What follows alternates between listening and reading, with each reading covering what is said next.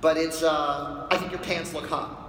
Lawrence, I like you a lot. But in the context, he's not only saying, I think your pants look hot, he's also making reference to the fact that he just said he was a tailor. So it's one sentence meaning two things. One, it's usually wink, wink, nudge, nudge. But, for me, the fun of, my favorite rappers sort of pack every lyric with so much stuff, whether it's big pun going, dead in the middle of little Italy, little did we know that we riddled to middlemen who didn't do diddly.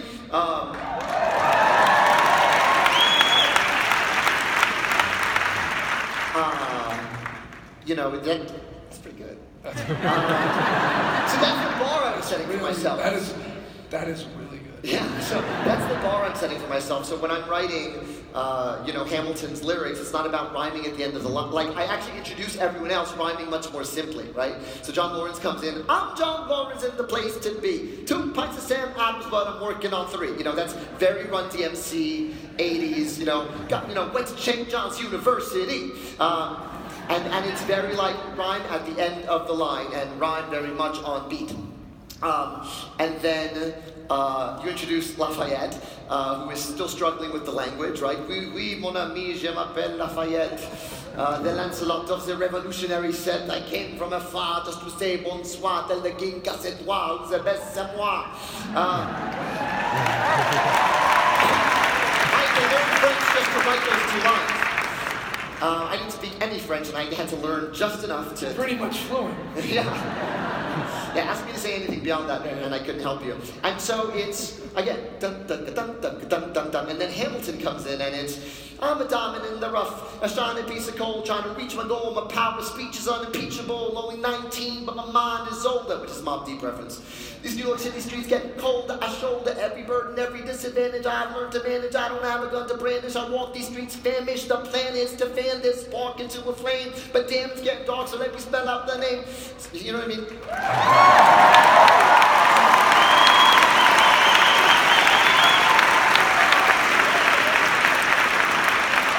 So, that doesn't happen instantly. It's a lot of work to pack it in that tight, and so that's why it took so long. It was a joyous experience. So one of the crazy things is like, that's great if it's all you doing that. And yesterday we talked so much about teams, and at Qualtrics, just this event, everything that we're doing is so much about this amazing team. How do you scale, or how do you get others to play that and build that team? Because you have this whole vision of what this person's supposed to look like, or some of us have a vision for what this conference should look like, or everyone's providing experience on what it needs to look like, but then it's like, okay, then John Lawrence comes in, and whoever's playing John Lawrence, they want that. They want their own experience of what John Lawrence should look like, or George Washington should look like. How do you grapple with that? Well, I'm glad you brought up team, because that's the thing about musical theater. I could never be a novelist. I need to be around people too much. Maybe it's the performer side of me, but I love being the member of the team who brings in the song. That to me, I feel very proud of that, and I feel proud when I get to walk into a room with Tommy Kail and Andy Blankenbuehler and Alex Lacamoire and be like, here's what I got. And I dump it all in the middle of the table, and everyone in that room is smarter than me, and comes at it from their own direction. Andy in terms of movement, Tommy in terms of bird's eye view, and Tommy's an amazing dramaturg and really has a great sense of tone. And Alex Lacamoire, who's going to have to chart this thing out amongst different instruments, even when the original demo is just me on a piano.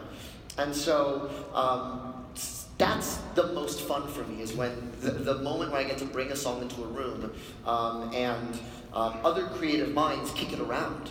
And then that extends to when we are in a rehearsal room.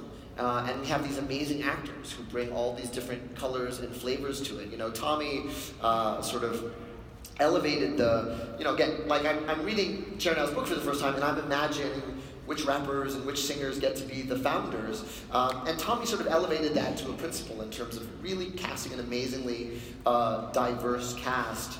That original company was such a mix of, such a group of superstars. We have 5 companies now. And the thing that I'm so proud of is that Tommy never is looking for a David Diggs clone or a me clone. The goal is to find people who who bring all of themselves to the story in their own unique ways. I mean, you couldn't have two more different people than James Iglehart and Daveed Diggs, and they've both played Lafayette and Jefferson, and they're both totally different and equally. Yeah, have you seen any changes where they're like, hey, I want some creative liberty here to change that up? Yes and no.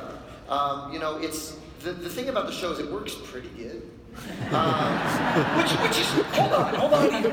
Which actually, the first time I saw Hamilton, you were in it. You did great, by the way, that Thank night. It was a good experience. I was a promoter. But I sat there and said, no way this scales. No way this scales. And the other thing I said is, no way it scales to white people. Right?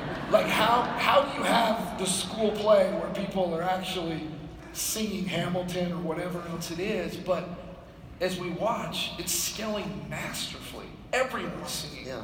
Well, one of the key things is our collaborators are the same. So it's our creative team mounting those productions in London, in Chicago, the tours that are passing through, one of which is coming here very soon.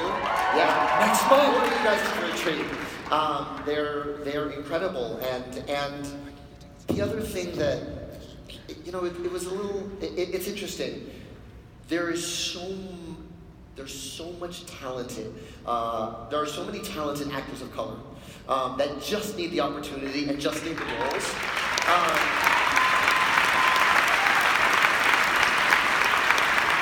That we have this embarrassment of riches, that you're gonna have actors coming to Salt Lake City who have played Broadway, and they don't ever get to have roles like this. They don't get to be the lead in the thing. And so that's kind of what's amazing about getting to do multiple productions. You know, like the Jefferson who will be coming here is Kyle Scatcliffe. I saw him in Les Miserables on Broadway next door, and I remember seeing him and thinking like, oh man, like, he's amazing. He'd be amazing in our show, but he was playing next door, and now we get to put him in the show, and you get to see him. But it's, there's so much talent, and there's so much talent. They're just hungry for an opportunity. That's been one of the most amazing sort of side effects of writing these shows. You know, when my first show in the Heights opened, Priscilla Lopez was in it. Priscilla Lopez is a legend in Broadway land. She was the original Morales in a chorus line. And that song is really her story. Mr. Karp was her acting teacher, if you're familiar with that song and chorus line. And she told me opening night, she said, Lin, you're throwing a rock in the water and you have no idea the ripples that are going to come back to you. And I've seen countless school productions of In the Heights. I've had countless young men and women tell me Nina was their character, and when they were the first in the family to go to college, and when they were having a hard time, Nina and her songs are what got them through. I had a guy come up to me and say, hey, I've played 3 Piragua guys and 2 Kevins, you know, and I work regionally all year because that show exists. It was just West Side Story before, but for Latinos, now In the Heights exists, and it creates these opportunities, and I'm looking forward to Hamilton doing that too. Do you have